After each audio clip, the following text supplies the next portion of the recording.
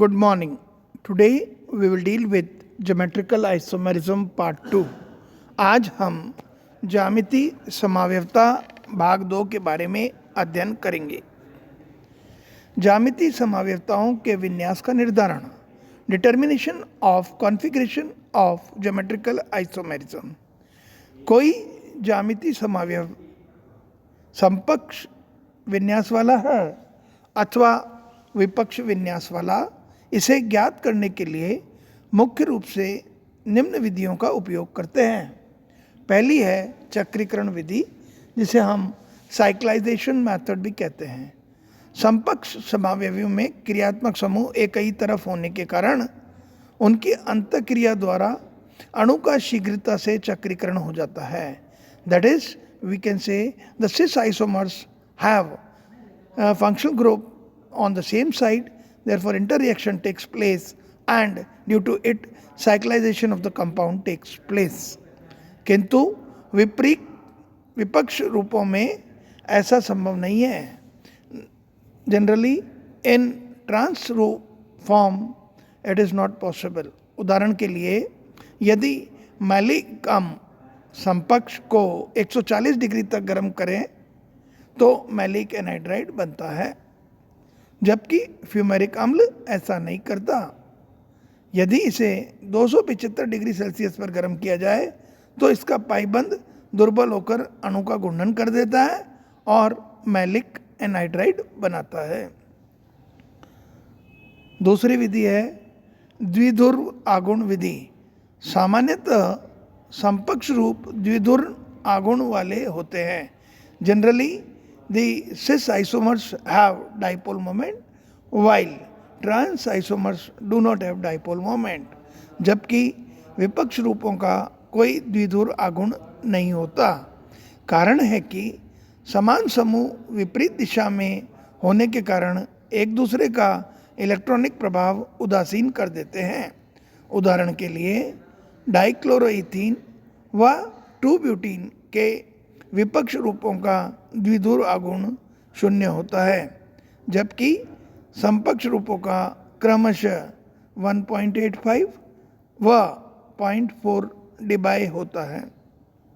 उदाहरण के लिए देखिए, 1,2-डाइक्लोरोइथीन, इसका समपक्ष रूप का डाइपोल मोमेंट 1.85 और विपक्ष का 0। That is dipole moment of cis isomers of 1,2-डाइक्लोरोइथीन is 1.85 and dipole moment of trans dichloroethene is 0. इसी तरह 2-ब्यूटीन समपक्ष 2-ब्यूटीन का डाइपोल मोमेंट 0.4 डिबाई है, जबकि ट्रांस 2-ब्यूटीन का डाइपोल मोमेंट 0 होता है।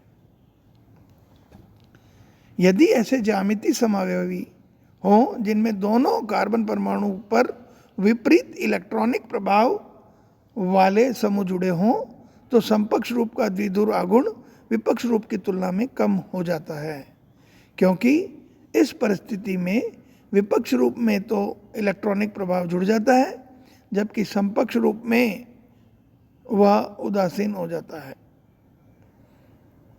So we can say if two opposite electronic effect containing group are present on trans form, then the net dipole moment increases, while in case of cis form the net dipole moment decreases.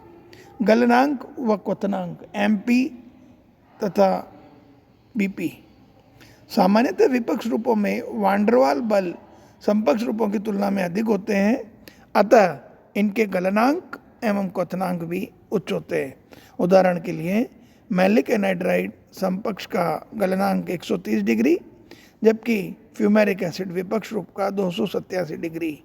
इसी तरह से एलोसिनेमिक acid समपक्ष का 68 degree, जबकि cinnamic acid का 133 degree Celsius.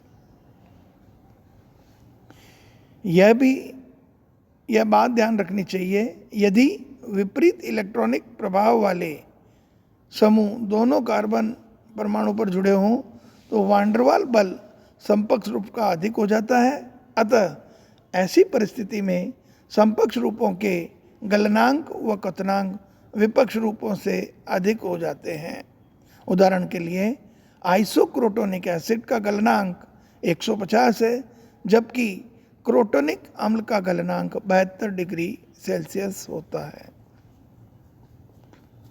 इसके अतिरिक्त जब आधुनिक विधियों में एक्स किरण एवं स्पेक्ट्रोस्कोपी की सहायता से भी ज्यामितीय समावयवताओं के विन्यास का निर्धारण किया जा सकता है। नामकरण की ई व जेड पद्धति, E and Z system of nomenclature, ज्यामितीय समावयवताओं के नामांकन की आधुनिक पद्धति ई व जेड है। ई तथा जेड नाम ट्रांस या सिस के समरूप है। जेड का तात्पर्य जर्मन शब्द जुसमेन से है, अर्थात है साथ साथ अथवा सिस, और ई का तात्पर्य जर्मन शब्द एंटीजन से है, इसका अर्थ है विपरीत अर्थात ट्रांस। यदि अणुओं में अनुक्रम नियम के अनुसार अधिक प्राचीक समूह एक तरफ हो तो जेड और विपरीत दिशा में हो तो ई लिखा जाएगा। अब हम देखेंगे कि इजेड नामकरण पद्धति में इस नियम का उपयोग किस प्रकार किया जाता है। सर्वप्रथम द्विआबंधित कार्बन परमाणु से जुड़े उन परमाणु अथवा समूहों को अनुक्रम नियम के अनुसार लिखते हैं। यह फिर देखते हैं दोनों परमाणु में उच्च प्रायिकता अथवा वरीयता वाले समूह या परमाणु एक ही तरफ हो अथवा विपरीत। यदि वह एक ही तरफ हो तो अणु का विन्यास जेड होगा, और यदि विपरीत दिशा में है तो अणु का विन्यास ई होगा। इसे स्पष्ट करने के लिए कुछ उदाहरण दे रहे हैं। उच्च वरीयता वाले परमाणु अथवा समूह को स्टार से अंकित किया गया है।